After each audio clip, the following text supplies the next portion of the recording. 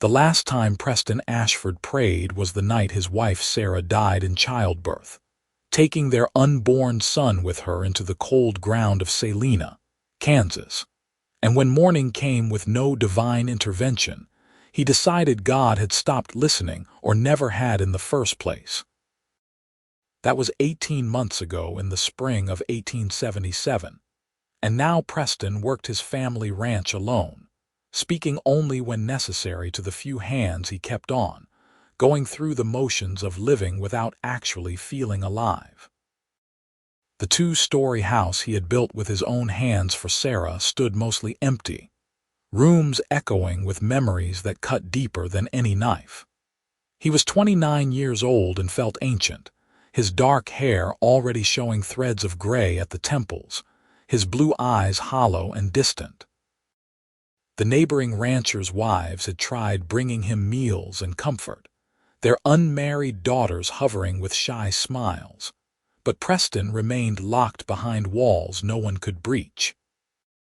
He stopped attending Sunday services at the small church in town, ignored the concerned visits from Reverend Matthews, and took to working himself past exhaustion every day so he could fall into dreamless sleep at night. The ranch prospered despite his grief, because Preston poured everything he had into the cattle and horses, the land and fences, anything to avoid the silence inside himself. He stopped saying grace before meals, stopped marking Sundays as different from any other day, and when he rode out to check the herd in the far pastures, he no longer looked up at the vast Kansas sky with any sense of wonder or hope. The drought that summer made everything worse, turning the prairie grass brown and the creek beds to cracked mud. Preston hauled water from the deeper well, watching his cattle grow lean, and felt nothing but a dull acceptance that matched the dead feeling in his chest. If the ranch failed, so be it. If he lost everything, what did it matter when he had already lost what mattered most? His foreman, old Charlie Brennan, watched him with worried eyes but said nothing, knowing Preston would not welcome the concern. September came with no relief from the heat, the sun beating down merciless and bright on the dusty streets of Salina when Preston rode into town for supplies. He moved through the general store mechanically, ordering flour and coffee, ammunition and tobacco, his responses to the shopkeeper's attempts at conversation reduced to grunts and nods. He was loading the supplies into his wagon when he heard the commotion near the train depot. A small crowd had gathered, and Preston ignored it until he heard someone say the word schoolteacher. Salina's previous teacher, elderly Miss Pemberton, had retired in June, and the town had been searching for a replacement ever since. Preston had no interest in town affairs anymore, but something made him glance toward the depot as a young woman stepped down from the afternoon train. She wore a practical gray traveling dress with only a modest bustle, a straw hat pinned to dark blonde hair that caught the sunlight, and she carried herself with straight-backed dignity despite the obvious weariness of a long journey. Even from a distance, Preston could see she was pretty in an understated way, with delicate features and a serious expression as she surveyed the town that would be her new home. She looked to be in her early 20s, young but not childishly so, and something in the set of her shoulders suggested determination. Preston turned away, uninterested. A new schoolteacher meant nothing to him. He had no children to educate, no reason to care about the social fabric of Salina anymore. He finished loading his wagon and drove out of town without a backward glance, not knowing that the woman's name was Margaret Colby, that she was 23 years old and had come all the way from Ohio, or that she would change everything about his carefully maintained numbness. The next 2 weeks passed in Preston's usual routine of work and silence. The drought finally broke with a series of thunderstorms that turned the roads to mud and refilled the creek beds, and Preston rode out in the rain to check on the herd, letting the water soak through his clothes because he did not care enough to seek shelter. He came back to the ranch house shivering, and Charlie threatened to quit if Preston did not get himself dry and warmed up. So Preston obliged, sitting by the fire and feeling nothing but the physical reality of cold and heat. On a Saturday morning in late September, Preston rode into town again, this time because one of his hands had been injured and needed the doctor. He waited outside Doc Harrison's office, leaning against the hitching post, when he saw the schoolteacher walking down the main street with the mayor's wife, Mrs. Henderson. They were clearly shopping for supplies for the school, the young woman carrying a list and checking items off as Mrs. Henderson chattered away. Preston found himself watching despite his intention to look away. Margaret Colby moved with purpose, her attention focused on her task, but there was a gentleness in how she responded to Mrs. Henderson's endless talking, a patience that seemed genuine rather than forced. She wore a simple blue calico dress today, and her hair was pulled back in a practical bun that emphasized the clean lines of her profile. As they passed near where Preston stood, he heard Mrs. Henderson say something about the poor children who had gone without proper schooling all summer, and Margaret's response was warm and committed. "I will do my best for them, Mrs. Henderson. Every child deserves education and opportunity." Her voice was clear and cultured, marking her Eastern origins, but there was nothing pretentious in her tone. Preston felt something flicker in his chest, a momentary break in the numbness, and he straightened up, suddenly aware that he had not shaved in 3 days and probably looked as rough as he felt. Then he caught himself caring about his appearance and felt angry at the weakness. He turned away deliberately, going back into the doctor's office to check on his injured hand. But that night, lying in bed in the darkness, Preston found himself thinking about the schoolteacher's voice, the way she had spoken with such conviction about children and opportunity. Sarah had wanted children so badly, had been so excited during her pregnancy, talking about all the things they would teach their son or daughter. The memory brought the familiar ache, but underneath it was something else, something that felt almost like curiosity about a woman who would travel so far alone to teach other people's children. Preston crushed the feeling down and rolled over, seeking sleep. Sunday came, and Preston did not go to church as usual. But Charlie mentioned later that the new schoolteacher had attended services and impressed everyone with her fine singing voice. Preston grunted and changed the subject, but he found himself wondering what kind of hymn she favored, whether her voice was high and sweet or rich and full. He told himself it did not matter, that he was not interested, that his heart was buried in the cemetery with Sarah and always would be. The first week of October brought cooler weather and the beginning of fall roundup. Preston threw himself into the work, spending long days in the saddle cutting out cattle for market, branding late calves, and moving the herd to better pasture. He came home exhausted and dirty, ate whatever Charlie's wife had left for him, and fell into bed without lighting more than a single lamp. It was easier not to think when his body ached with honest labor, easier not to feel when exhaustion dragged him down into dreamless sleep. On a Wednesday afternoon, Preston was riding back from the south pasture when he saw a small figure walking along the road that ran past his property. He was still half a mile away, but as he got closer, he recognized the gray traveling dress and straw hat of Margaret Colby. She was alone, which was unusual for a respectable young woman, and she carried a satchel that looked heavy.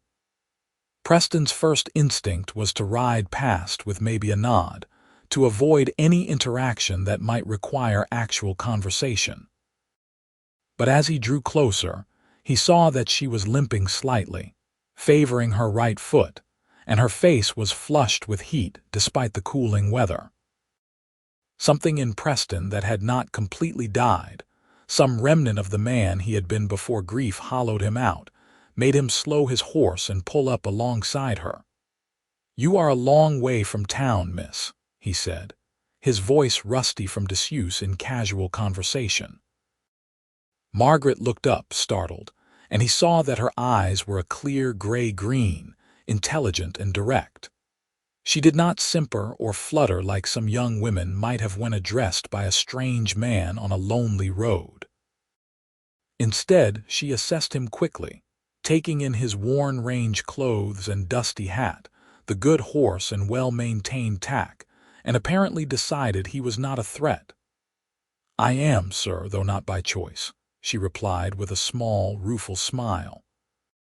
"I arranged for Mr. Peterson to drive me to the Hendricks farm to meet with the parents of 2 of my students, but his wagon broke an axle on the return journey about 2 miles back. He insisted on staying with his horse and wagon while I walked into town for help." Preston knew Jim Peterson, a decent man but prone to poor maintenance of his equipment. He also knew the Hendricks farm was at least 6 miles from town, which meant Margaret had already walked 4 miles and had at least 4 more to go. Her limp suggested she was not equipped for such a trek, probably wearing shoes meant for schoolrooms rather than prairie roads. "That is a long walk in town shoes," Preston said, and surprised himself by adding, "I can take you into town." Margaret hesitated, and Preston saw the calculation in her eyes. She was weighing the propriety of accepting a ride from a strange man against the reality of a painful walk in growing dusk. Practical considerations won out, as he suspected they would for a woman with her direct manner. "I would be grateful, sir, thank you," she said, "though I confess I do not know your name to thank you properly." "Preston Ashford," he said, dismounting. "I have a ranch bordering this road." He saw recognition flicker in her expression, though she was too polite to show more than that. No doubt she had heard about him in town, the grieving widower who had turned his back on society and God both. Preston felt a familiar defensiveness rise up, but Margaret simply accepted his offered hand up into the saddle with practical grace, arranging her skirts modestly as he swung up behind her. "I am Margaret Colby," she said as Preston turned his horse toward town. "The new schoolteacher." "I heard," Preston replied, and then could think of nothing else to say. They rode in silence for a while, and Preston was acutely aware of her slight weight in front of him, the way she held herself carefully to avoid too much contact, the faint scent of lavender soap and chalk dust.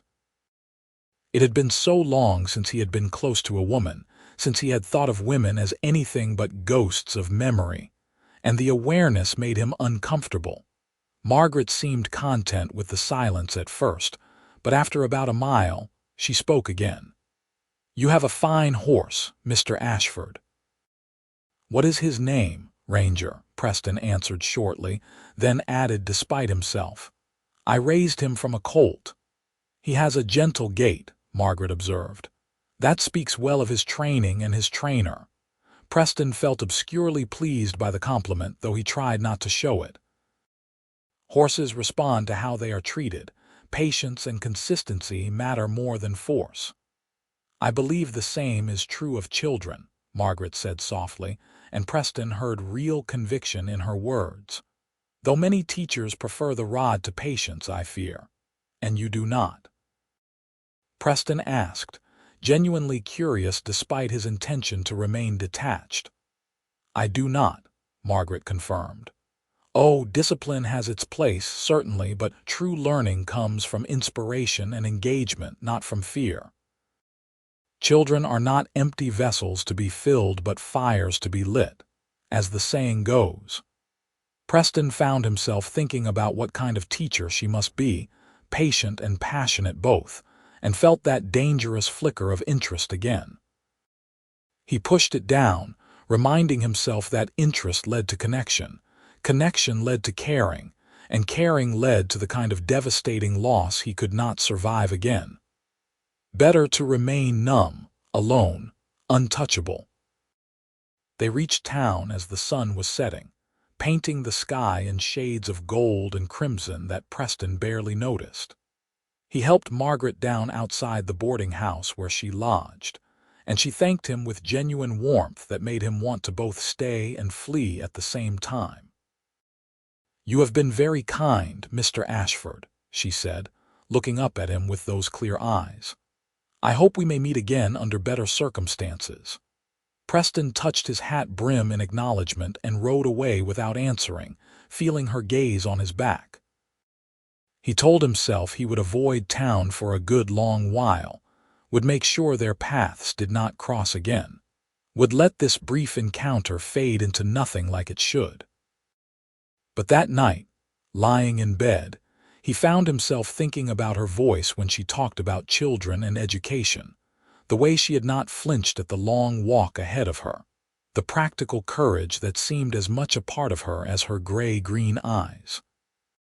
He dreamed of Sarah that night for the first time in months, but when he woke, he could not quite remember her face, and the guilt of that forgetting hit him like a physical blow. The next 2 weeks, Preston kept to the ranch, avoiding town and any possibility of seeing Margaret Colby again. He told himself he was simply busy with roundup and preparations for winter, that the schoolteacher meant nothing to him, that his brief curiosity had been an aberration born of surprise and proximity. Charlie watched him with knowing eyes but said nothing, which Preston appreciated because he did not want to talk about what he was feeling or trying not to feel. But fate or coincidence, call it what you would, intervened again. Preston was riding the fence line along his eastern boundary when he heard a horse whinny in distress. He followed the sound and found a small mare tangled in old barbed wire near a collapsed section of fence that bordered the road. The horse was badly cut and panicking, making the injuries worse, and Preston dismounted quickly, speaking in low, calm tones as he approached. It took him 20 careful minutes to free the mare, wrapping his hands in his bandana to avoid the worst of the wire barbs, talking steadily to keep the frightened animal calm. When he finally got her loose, he saw that she wore a side saddle and had clearly been someone's riding horse before she broke free or was spooked. The cuts were deep, but not life-threatening if they were properly cleaned and treated, and Preston was leading her back toward his barn when he saw a figure running down the road toward him. Margaret Colby, out of breath and clearly distressed, her hair coming loose from its pins and her face flushed with exertion and worry. She saw Preston and the mare at the same time, and relief flooded her expression so openly that Preston felt something twist in his chest.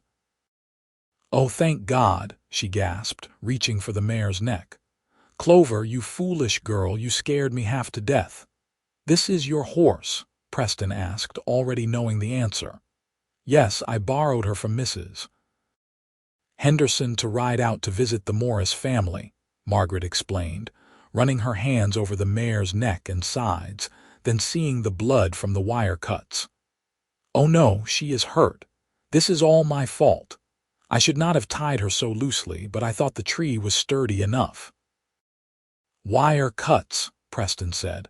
"Not too deep, but they need cleaning and salve to prevent infection. My barn is just over the ridge. I can treat her there." Margaret looked torn between gratitude and propriety, but the mare's welfare clearly decided her. "Please, if you do not mind, I would be so grateful. Mrs. Henderson loves this horse, and I would never forgive myself if something happened to her because of my carelessness." Preston led the way back to his ranch, very aware of Margaret walking beside him, occasionally touching the mare's neck to reassure her. When they came over the ridge and his ranch buildings came into view, Preston saw them through fresh eyes and wondered what Margaret saw. The house was well built but clearly neglected. The garden that Sarah had planted overgrown with weeds, the front porch missing the rocking chairs they had sat in during the evenings. The barn was in better shape because Preston actually used it, and he led the mare inside, into the clean, swept aisle between the stalls. "You have a fine setup here," Margaret observed, looking around with genuine interest. "How many head do you run?" "About 400 cattle, plus horses," Preston answered, gathering his medical supplies. "Used to be more, but I sold off some after."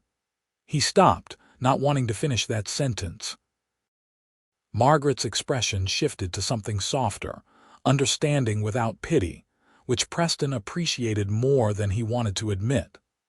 "Loss changes everything," she said quietly, and something in her tone made Preston look at her more sharply. "You have experienced loss," he said, statement not question. Margaret nodded, moving to hold the mare's head while Preston began cleaning the wire cuts. "My father died 3 years ago and my mother passed last winter. They were everything to me. That is why I came west, to start fresh where every corner did not hold memories." Preston's hands stilled for a moment, processing this information.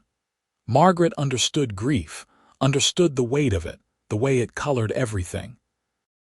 She was not some naive girl playing at teaching, but a woman who had faced real sorrow and chosen to move forward despite it. The knowledge shifted something in how he saw her, creating an unwanted sense of kinship. "I am sorry for your losses," he said, the words rusty but genuine. "And I for yours," Margaret replied simply. "Though I admit I do not know the details, only that you lost your wife. The ladies in town talk, but I do not listen to gossip." "She died in childbirth," Preston heard himself say, the words coming out flat and hard. 18 months ago, the baby too." "A son." Margaret's hand tightened on the mare's halter, and when she spoke, her voice was thick with emotion. "I am so very sorry, Mr. Ashford. No one should have to endure such heartbreak." Preston focused on treating the horse, needing the practical task to keep himself steady. "I prayed that night," he said, not knowing why he was telling her this, why the words were spilling out after 18 months of keeping them locked inside. "I prayed harder than I had ever prayed for anything in my life. I begged God to save them, to save her, to save my son. I would have traded my own life gladly. But morning came, and they were still dead, and I was still alive, and I realized no one was listening. No one ever had been. The silence that followed was heavy but not uncomfortable." Margaret did not offer platitudes or scripture, did not try to convince him his loss was part of God's plan, or that he should have faith. Instead, she just stood there holding the horse, letting his words settle, and finally said, "I cannot pretend to understand why such things happen, Mr. Ashford. I struggled with my own anger at God when my mother died. But I do know that grief can make us feel so alone that we forget there are still people in the world who care, who might help if we let them." Preston finished bandaging the mare's legs, his throat tight with emotion he did not want to feel. "I am not looking for help," he said, more harshly than he intended. "Perhaps not," Margaret agreed, her voice gentle but firm. "But sometimes help arrives whether we are looking for it or not." They stood there in the quiet barn, late afternoon light slanting through the high windows, and Preston felt something crack in the walls he had built so carefully around himself. It was not much, just a hairline fracture, but it scared him more than any physical threat ever had. Caring meant risking loss again, meant making himself vulnerable to the kind of pain that had nearly destroyed him. He could not do that, would not do that, no matter how clear and understanding Margaret Colby's gray-green eyes were. "The mare will be fine," he said, stepping back and putting physical distance between them. "Rest her for a few days before riding again. Keep the bandages clean." Margaret recognized the dismissal and nodded, accepting it with grace. "Thank you, Mr. Ashford. You have been very kind. May I leave Clover here overnight and collect her tomorrow? I do not think she should make the walk to town just yet." Preston wanted to refuse, wanted to send them both away, but his ingrained courtesy and the mare's welfare won out. "I will have one of my hands deliver her to Mrs. Henderson tomorrow," he said. "No need for you to come back out here." "As you wish," Margaret said, but her eyes saw too much, understood too much about why he was pushing her away. "Thank you again." She left then, walking back down the road toward town, and Preston watched her go from the barn doorway, fighting the urge to call her back, to apologize for his abruptness, to ask her to stay for supper and tell him more about Ohio and teaching, and why she thought help arrived whether you wanted it or not. But he did none of those things, just stood there until she disappeared over the ridge, then went into the house and poured himself a whiskey he did not really want. That night, Preston dreamed of Sarah again, but when he woke, he was thinking about Margaret Colby's words about people who might help if you let them.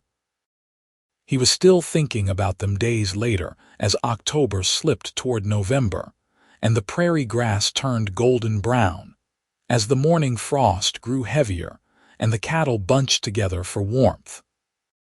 He was thinking about them when Charlie mentioned that the new schoolteacher was doing a fine job and had organized a spelling bee that had the whole town excited. He was thinking about them when he rode into town on the first Saturday of November for supplies and saw Margaret standing outside the general store talking to some of her students. She was laughing at something one of the children said. Her whole face lit up with genuine joy, and Preston felt his heart do something it had not done in 18 months. It actually felt something warm and alive, something that was not grief or numbness or the mechanical functioning of a body going through motions.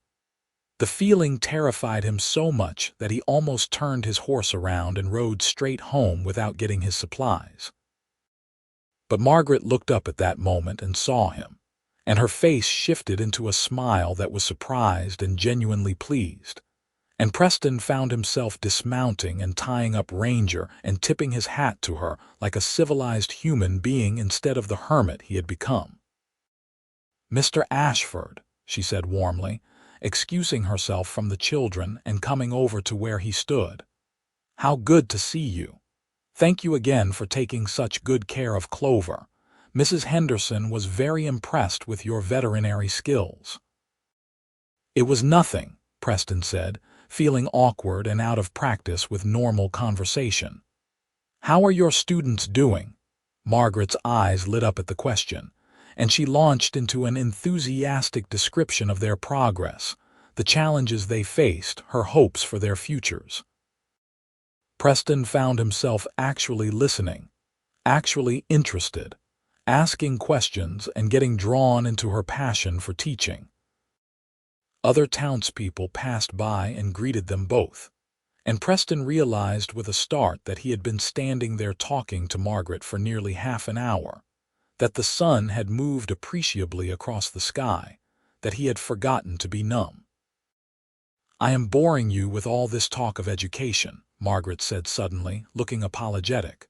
"Forgive me, I get carried away." "No," Preston said quickly, surprising himself. "You are not boring me. It is good to hear about people building something, teaching something, helping others grow.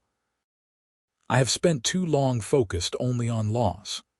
Margaret's expression softened, and she reached out as if to touch his arm, then caught herself and let her hand fall. "Loss is part of life, Mr. Ashford, but it need not be all of life. Your wife would not have wanted you to stop living because she died." Preston felt his throat tighten because Margaret was right. Sarah had been vibrant and alive, full of plans and hope, and she would have been furious with him for the way he had retreated from the world. But knowing that and acting on it were two different things, and Preston did not know how to bridge that gap. "I should get my supplies," he said finally, needing to escape before his emotions overwhelmed him. "Of course," Margaret replied, understanding again without him having to explain. "But perhaps, if you are not opposed to the idea, you might consider attending the harvest social at the church next weekend. The children are performing, and it would mean a great deal to see some of the ranchers there supporting our educational efforts." Preston's first instinct was to refuse, to retreat back to his safe isolation. But he looked at Margaret's hopeful face, thought about her words about help arriving whether you wanted it or not, and heard himself say, "I will think about it." Margaret's smile was radiant, and Preston carried the warmth of it with him through the rest of his errands, through the ride home, through the long evening and into the night. He lay in bed thinking about Sarah, about loss and life, about a schoolteacher with gray-green eyes who seemed to see past his defenses to the man he used to be. He thought about how grief had become comfortable in its familiarity, how numbness was easier than feeling, how he had stopped praying because prayer required hope and hope led to disappointment. But maybe, just maybe, help had arrived in the form of Margaret Colby, and maybe starting to believe again did not have to happen all at once. Maybe it could happen slowly, in small steps, in conversations on dusty streets and shared moments in quiet barns. Maybe living again did not mean betraying Sarah's memory, but honoring it by not wasting the life she had wanted so badly for their family. Preston got up and lit a lamp, going to the small desk in the corner where he kept his account books. Tucked in the back was a photograph of Sarah taken on their wedding day, her face serious because people did not smile in photographs then, but her eyes dancing with happiness.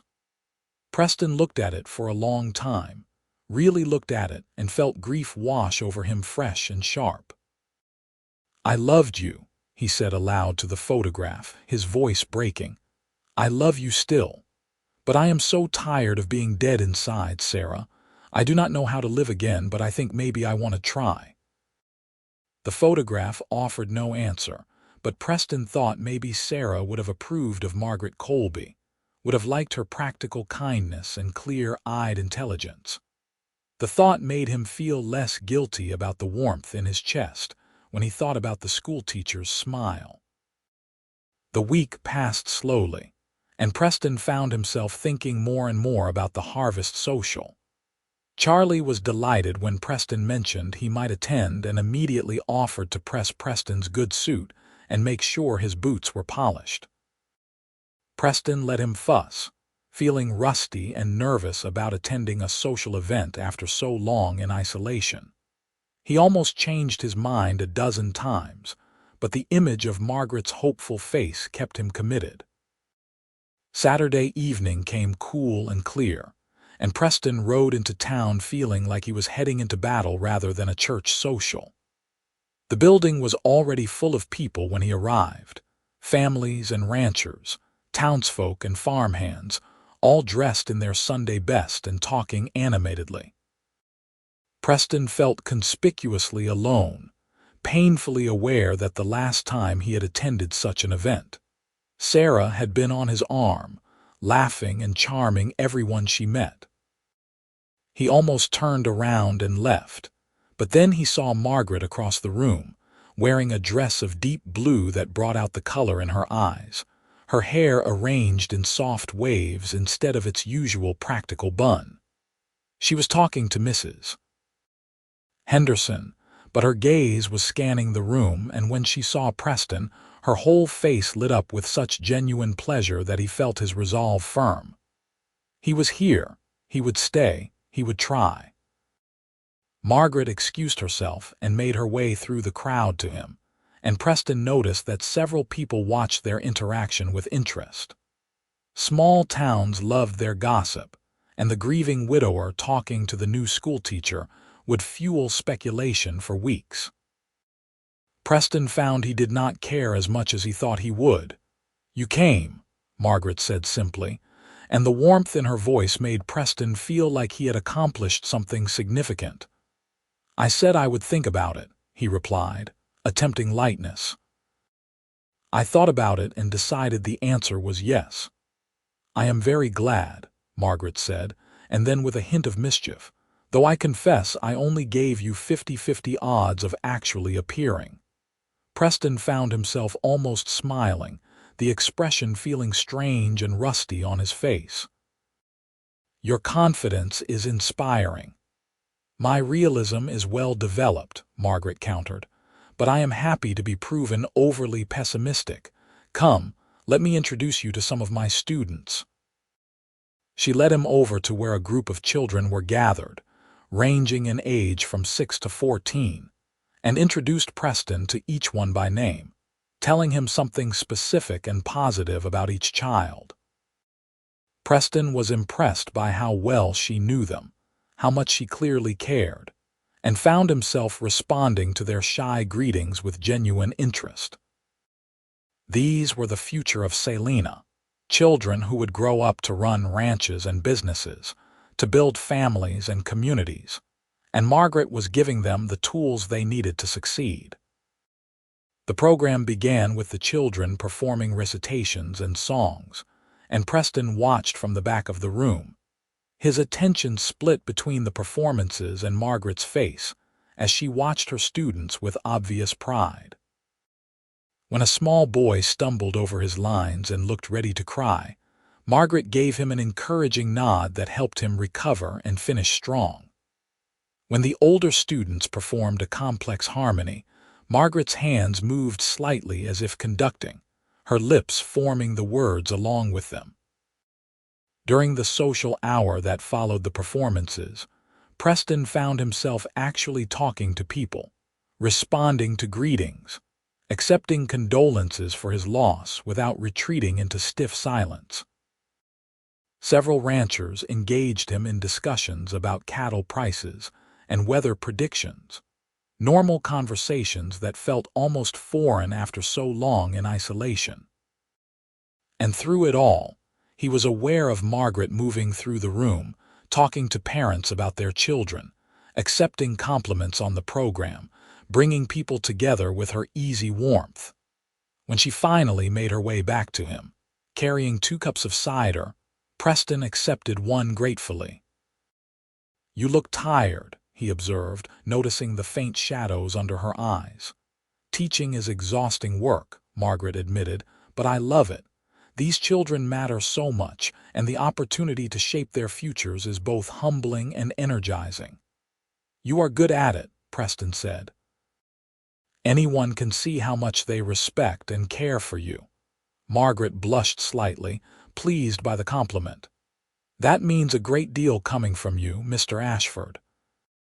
I know you have not been much involved in town affairs recently, so your presence tonight and your kind words mean more than you might think.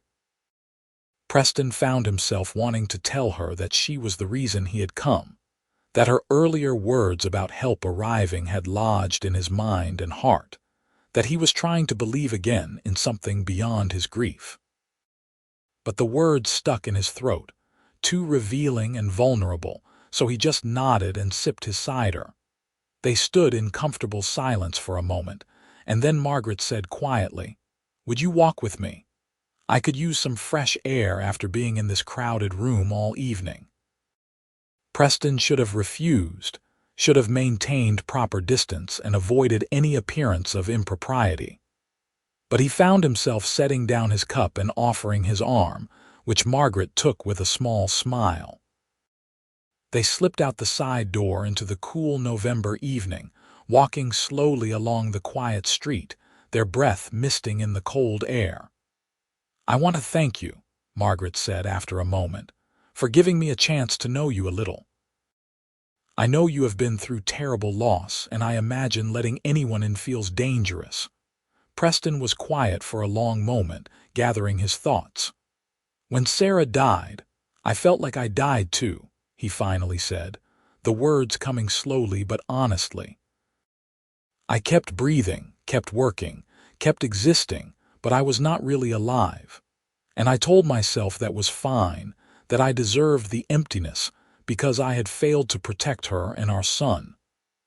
I stopped praying because I felt betrayed by God, abandoned when I needed divine intervention most.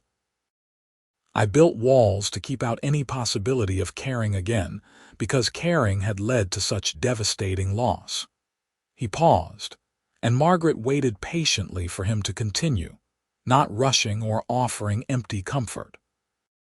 "But then you arrived in Salina," Preston continued, "and without meaning to, you started chipping away at those walls. You talked about children needing inspiration, about help arriving whether we want it or not, about loss being part of life but not all of it. And I found myself thinking instead of just existing, feeling instead of just being numb. It scared me. It still scares me." Margaret's hand tightened on his arm, and when she spoke, her voice was thick with emotion. "I understand that fear, Preston. May I call you Preston?" "Yes," he said, and hearing his given name in her voice felt intimate and right. "Preston," she continued, "I was terrified to come west, to leave everything familiar behind and start over in a place where I knew no one. But staying in Ohio meant drowning in memories, seeing my parents' absence in every room, feeling their loss every moment. I had to choose between familiar grief and uncertain hope, and I chose hope even though it frightened me." "And do you regret that choice?" Preston asked. "Not for a moment," Margaret said firmly. "Yes, I am lonely sometimes. Yes, the work is harder than I imagined. Yes, there are days when I wonder if I made a terrible mistake. But I am alive again, Preston. I am building something meaningful. I am connected to these children and this community in ways that matter. And I have met people like you who remind me that courage and kindness still exist in the world."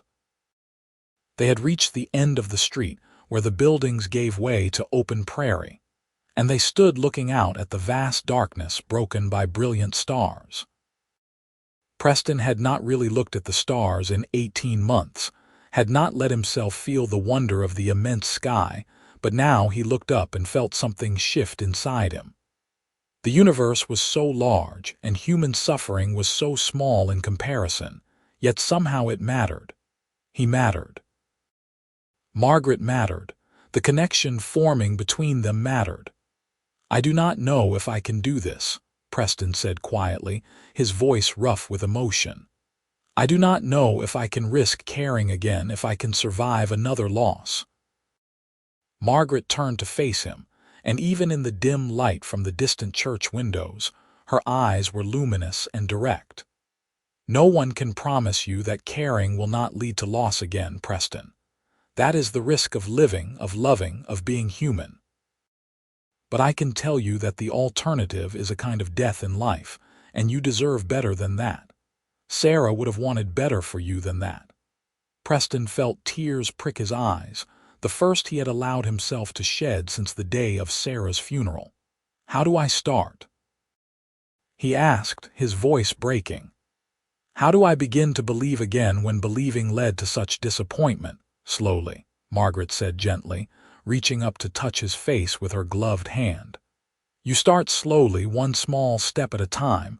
You came to the social tonight. That was a step. You are talking to me honestly about your grief and fear. That is another step. Tomorrow, maybe you take another small step, and then another, and eventually you will find you have walked quite a distance from where you began." Preston covered her hand with his own, holding it against his cheek, feeling the warmth of her through the fabric. "Will you help me?" he asked, the question coming from somewhere deep and vulnerable inside him.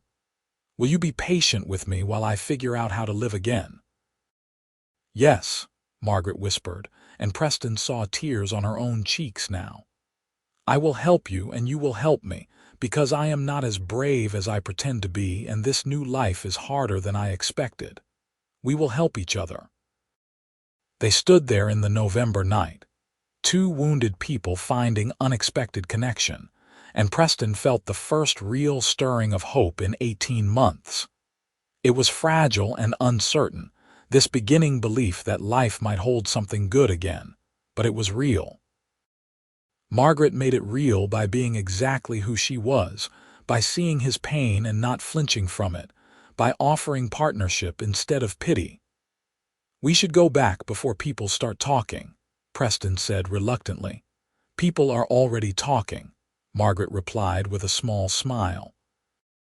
"This is a small town, and we have been gone for nearly 20 minutes, but I do not care about gossip if you do not." "I find I do not care as much as I thought I would," Preston admitted, "though I would not want to damage your reputation." "My reputation will survive a walk with a respected rancher," Margaret assured him. "But yes, we should return before Mrs. Henderson sends out a search party." They walked back to the church, and Preston escorted Margaret inside before taking his leave. He needed to get home, needed time to process the overwhelming emotions of the evening, but he carried with him the memory of Margaret's hand on his face, her tears matching his own, her promise to help him learn to live again. The ride home under the stars felt different than any ride he had taken in 18 months. Preston let himself actually look at the night sky, actually feel the cool air on his face, actually acknowledge that he was alive, and for the first time since Sarah's death, glad to be so. It was not a betrayal of her memory to want to keep living. It was not wrong to feel drawn to Margaret Colby's steady kindness and quiet courage. Sarah would have wanted him to be happy, would have been furious with him for wasting 18 months in deliberate numbness. When Preston got home, he did something he had not done since the night Sarah died. He knelt beside his bed, folded his hands, and tried to pray.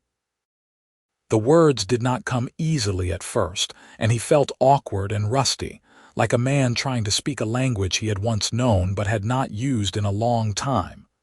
But he persisted, and eventually the words came. "I do not know if you are listening," he said into the darkness of his room.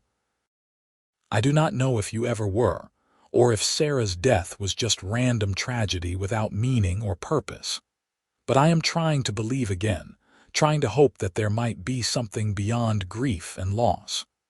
Margaret says help arrives whether we are looking for it or not, and maybe she is right. Maybe you sent her here to help me find my way back to life. If so, thank you. If not, I am still grateful she is here. Help me to be brave enough to keep taking those small steps she talked about. Help me to honor Sarah's memory by living the kind of full life she would have wanted for me. And help me not to hurt Margaret in my stumbling attempts to heal. Amen." It was not eloquent, and Preston was not sure it even qualified as a real prayer, but it felt like a beginning. He climbed into bed and slept better than he had in months, dreaming not of loss but of possibility. The days that followed were marked by small but significant changes. Preston started shaving regularly again and paying attention to his appearance. He attended church the following Sunday for the first time in over a year, enduring the surprised looks and welcoming comments with as much grace as he could manage.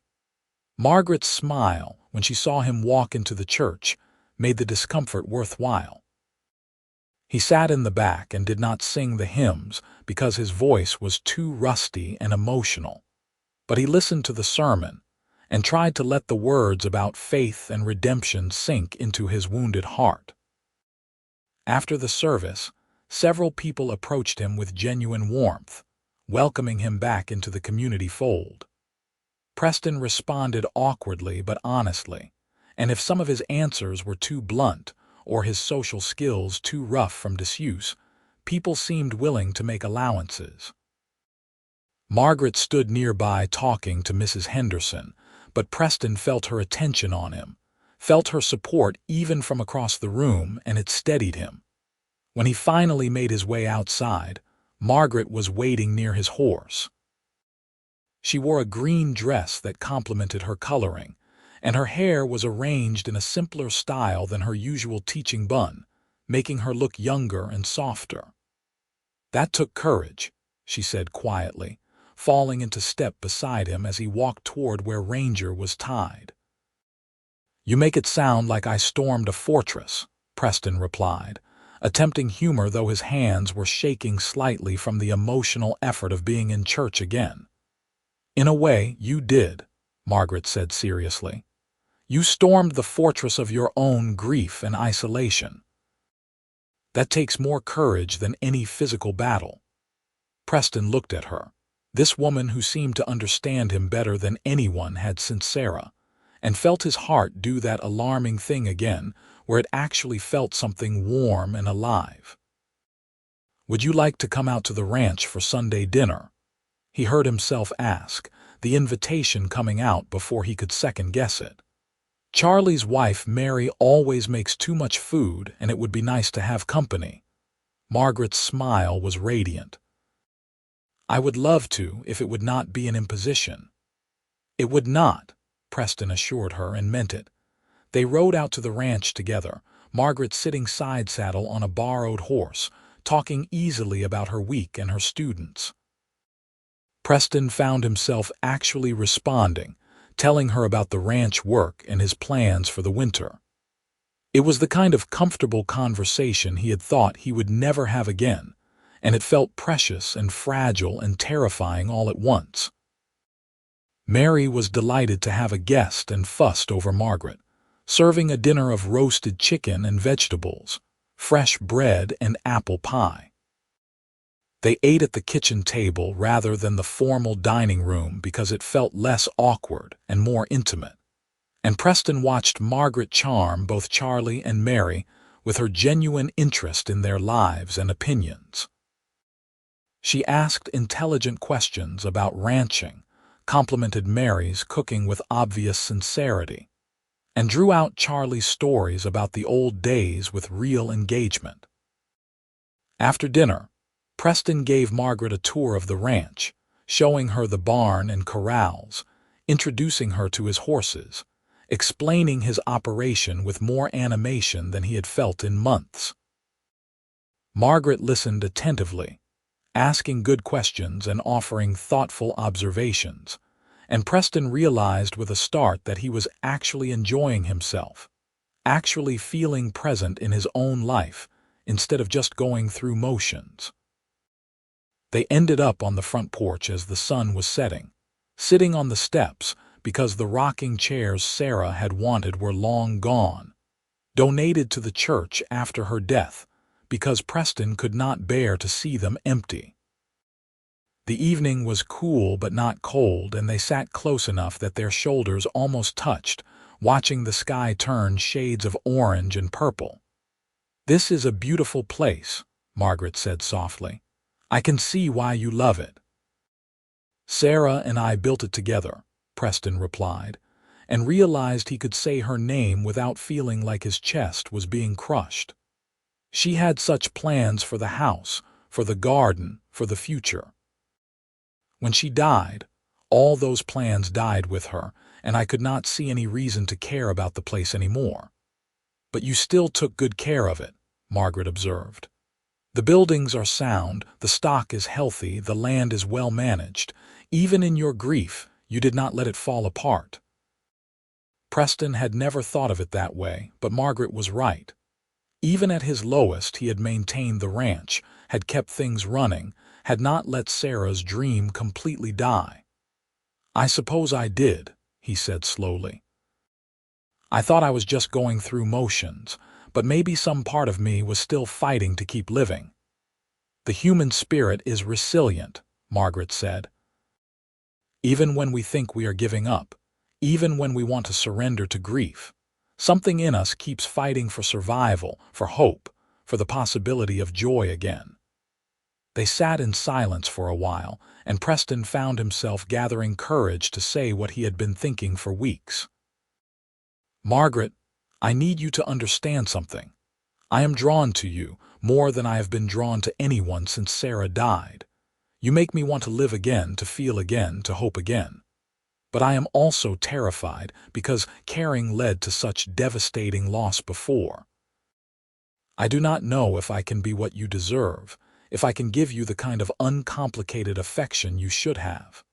My heart is scarred and my faith is shaken, and I am stumbling my way through learning to be human again." Margaret turned to look at him, and her eyes were luminous with emotion. "Preston, I am not asking for perfection. I am not expecting you to be completely healed or to love me the way you loved Sarah. I know grief does not work that way and healing is not linear.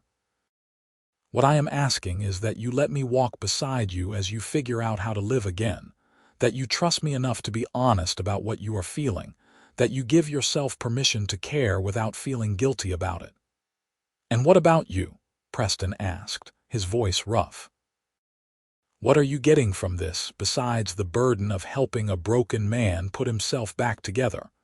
Margaret's smile was sad but genuine. "I am getting companionship with someone who understands loss and grief. I am getting to know a good man who is brave enough to keep fighting even when it would be easier to give up. I am getting the possibility of building something meaningful with someone who values honesty and depth over superficial charm. And yes, Preston, I am getting the chance to care for someone who makes my heart beat faster and my life feel richer. I am drawn to you too, you see. Your courage and your pain, your struggle to believe again, your fundamental decency even in the midst of grief. You are not a burden. You are a gift." Preston felt tears on his face and did not bother to hide them. "I do not know how to do this," he whispered. "I do not know how to court someone, how to open my heart again, how to risk everything on the possibility of love." "Then we will figure it out together," Margaret said, reaching for his hand and lacing her fingers through his. "Slowly, one small step at a time, just like I said before. And some days will be harder than others, and sometimes you will retreat back into grief, and sometimes I will be frustrated or hurt by your walls. But if we are honest with each other, if we are patient and kind, then maybe we can build something real and lasting." Preston looked at their joined hands, at the way her smaller fingers fit between his rougher ones, and felt hope bloom in his chest like a flower pushing through frozen ground. "I would like that," he said quietly. "I would like to try." They sat there as the last light faded from the sky and the stars came out one by one, holding hands and talking quietly about hopes and fears, about Sarah and Margaret's parents, about the future and the past and the precious present moment. And when Preston finally drove Margaret back to town in his wagon, the silence between them was comfortable and full of possibility. The weeks that followed established a pattern. Preston attended church every Sunday and stayed for the social hour, talking to neighbors and slowly reintegrating himself into the community. He joined Margaret for Sunday dinner at the ranch most weeks, and sometimes she came into town with her, and they had supper at the hotel restaurant, enduring the interested looks of other diners with good humor. They took walks when the weather permitted, talking about everything and nothing, building the foundation of real friendship alongside the growing romantic attraction. Margaret met Preston's grief with steady patience, not flinching when he had bad days and needed to talk about Sarah, not taking it personally when he withdrew into himself to process difficult emotions. Preston learned to recognize when Margaret was struggling with loneliness or doubt about her choice to come west, and he offered her the same patient support she gave him. They were helping each other heal, two wounded people finding strength in their connection. December brought snow to Kansas, covering the prairie in white and making travel more difficult. Preston worried about Margaret walking to school in the cold and offered to pick her up each morning and drive her home each afternoon. Margaret accepted, and those daily drives became precious time together, talking about the day ahead or reviewing the day just past, their breath misting in the cold air as the wagon rattled over frozen roads. One evening in mid-December, as Preston was driving Margaret back to her boarding house, she said quietly, "I am falling in love with you, Preston Ashford. I wanted you to know that, so there are no misunderstandings or assumptions between us." Preston's hands tightened on the reins, his heart pounding. He had known on some level that his feelings for Margaret had deepened beyond friendship, but hearing her say the words out loud made it real and terrifying and wonderful all at once. "I am falling in love with you too," he said, his voice rough with emotion. "And it scares me more than I can say because I cannot survive losing someone I love again." "Then we will do our best not to die," Margaret said with gentle humor, reaching for his hand. "We will be careful and sensible and boring, and we will live to be very old together." Preston had to smile despite the tears on his face. "Is that a proposal, Miss Colby?" "Not yet," Margaret replied, her own smile visible in the lamplight from a nearby house. "But perhaps someday, if you decide you are ready for that kind of forever." Preston pulled the wagon to a stop in front of her boarding house and turned to look at her fully. "Margaret, I need you to understand something. I loved Sarah with everything I had, and her death nearly destroyed me. I stopped believing in God because I felt abandoned and betrayed. I am still not sure what I believe about faith and prayer and divine intervention. But I am starting to believe again in the possibility of joy, in the value of human connection, in the courage it takes to risk your heart. You did that for me. You arrived when I had stopped looking for help, stopped praying for rescue, stopped hoping for anything beyond the numbness. And slowly, step by step, you helped me find my way back to life. That is a kind of miracle, whether it comes from God or from your own stubborn kindness." Margaret's eyes were bright with tears. "You give me too much credit. You did the hard work of healing yourself. I just walked beside you." "You did more than that," Preston insisted. "You believed in me when I did not believe in myself. You were patient when I was difficult. You offered friendship and compassion without demanding anything in return. You showed me that caring again was possible, that living again was worth the risk. I love you for that, and for 100 other reasons I am still discovering." "Then we are well matched," Margaret whispered. "Because I love you for your courage and your honesty, for the way you treat your animals and your ranch hands with respect, for your willingness to be vulnerable even when it terrifies you, for the depth of your capacity to love even after loss tried to teach you that love was not worth the pain." Preston leaned forward and kissed her then. A gentle, tentative kiss that tasted of tears and hope and new beginnings.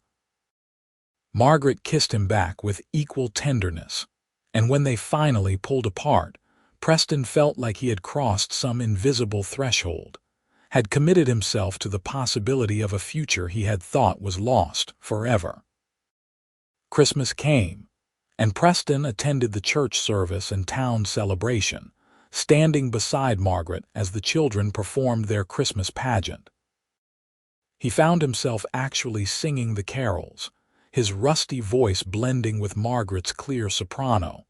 And when they sang "Silent Night," he thought about Sarah, and the son he had never known, and felt grief without the crushing weight of despair. They were part of him, always would be, but they did not have to be all of him. He could honor their memory and still embrace the possibility of new love, new life, new hope.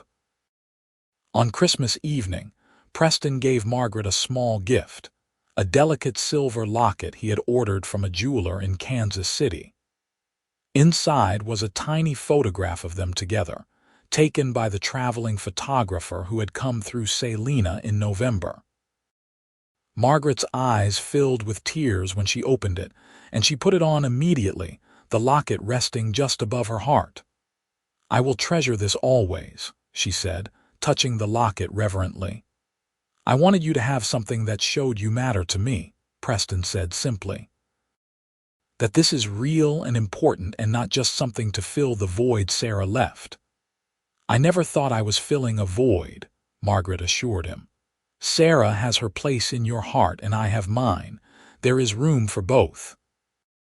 Preston pulled her close, holding her in the quiet parlor of the boarding house, feeling her heartbeat against his chest, and knew that he was finally, truly starting to believe again.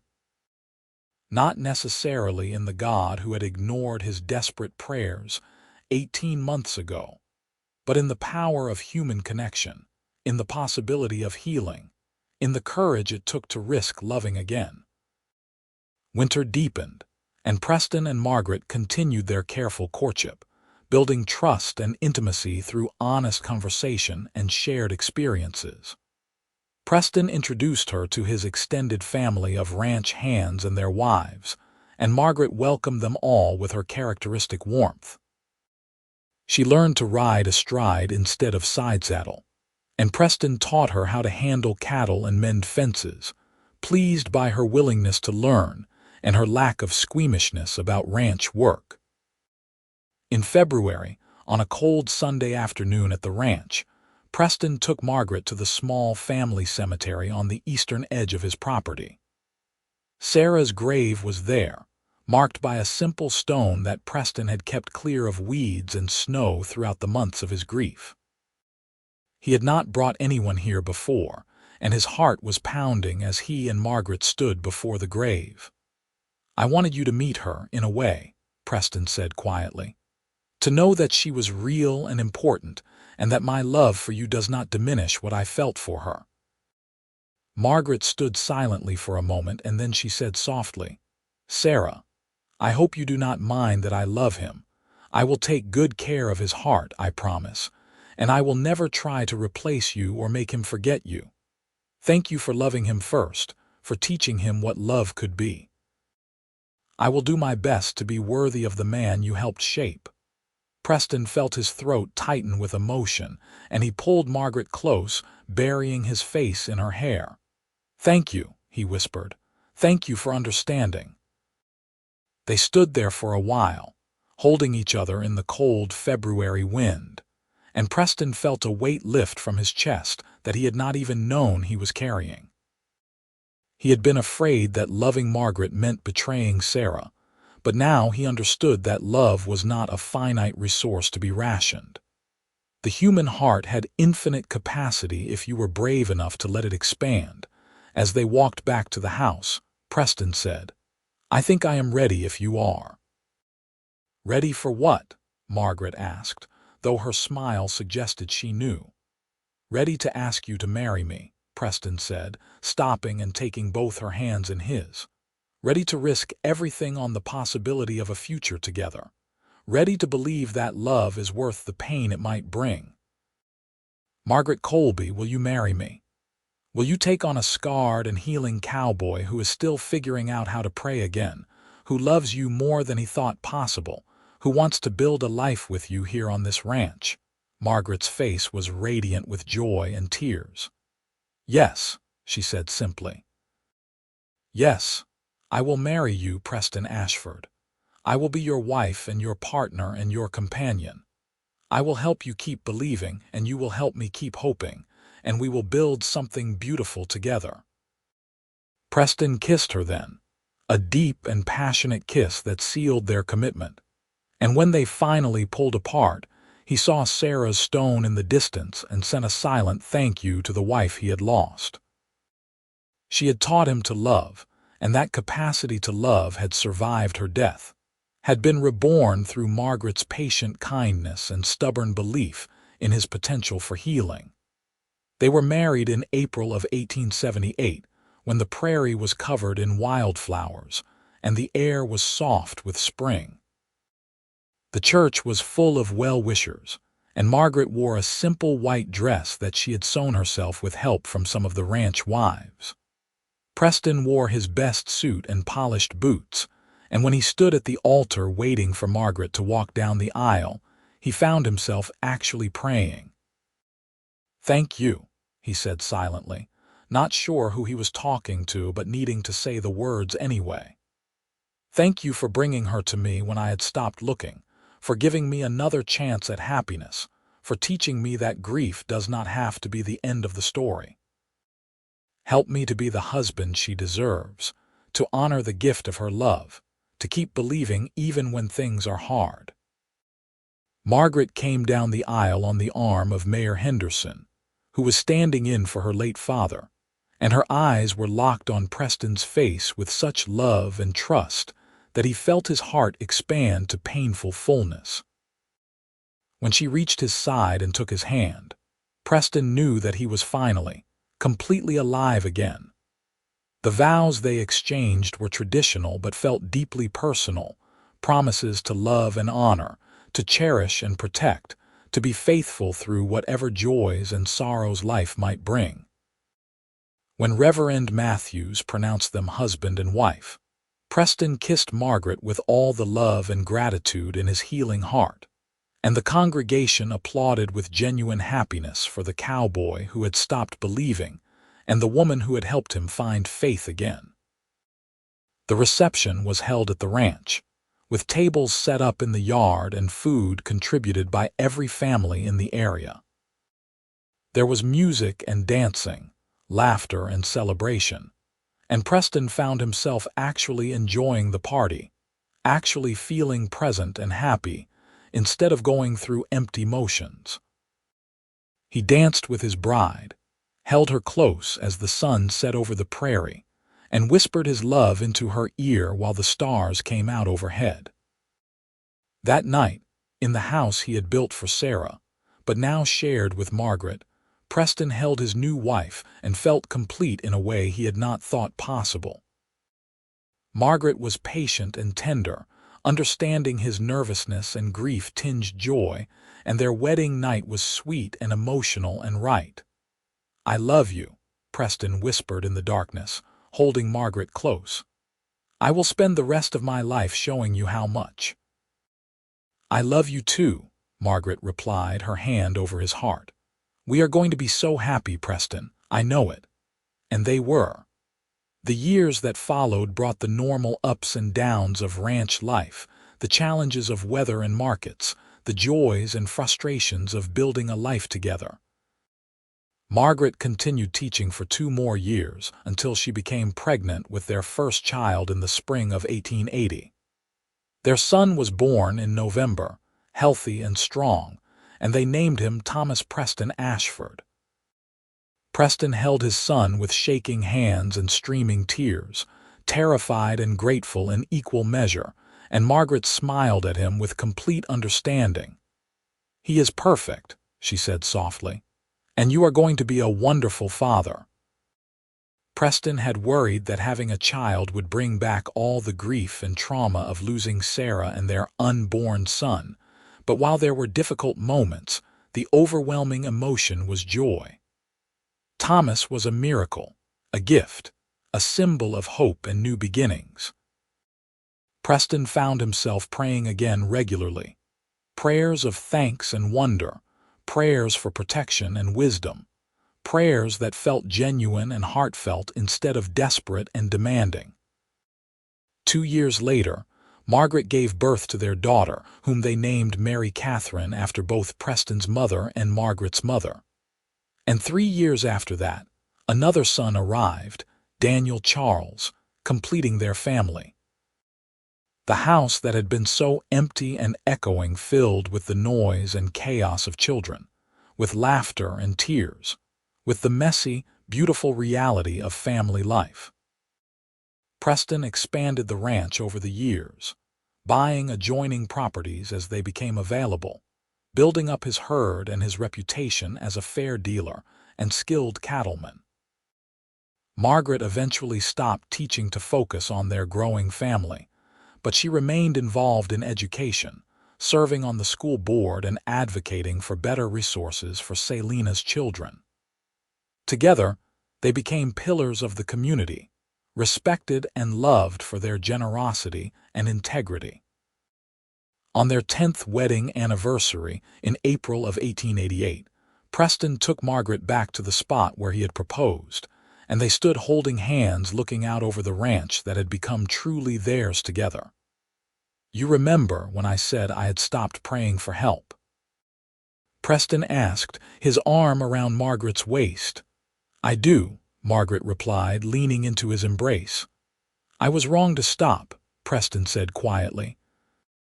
"Not because God answered my prayers the way I wanted when Sarah was dying, but because prayer is about connection and hope, and the willingness to believe that life has meaning beyond our understanding. You taught me that, Margaret. You arrived when I had given up, and slowly, step by step, you helped me start believing again. In God, in life, in love, in the possibility of happiness after devastating loss. You saved me. We saved each other, Margaret corrected gently, turning to face him. I was drowning in loneliness and grief when I came to Selina, and you gave me purpose and partnership and a love deeper than I ever imagined possible. We are both stronger together than we ever were apart. Preston kissed his wife then, a kiss that held 10 years of love and gratitude, of shared joys and weathered sorrows, of 3 beautiful children and a life built on honesty and trust. When they finally pulled apart, Preston looked over at the small cemetery where Sarah's grave still stood, kept neat and respected but no longer the center of his emotional life.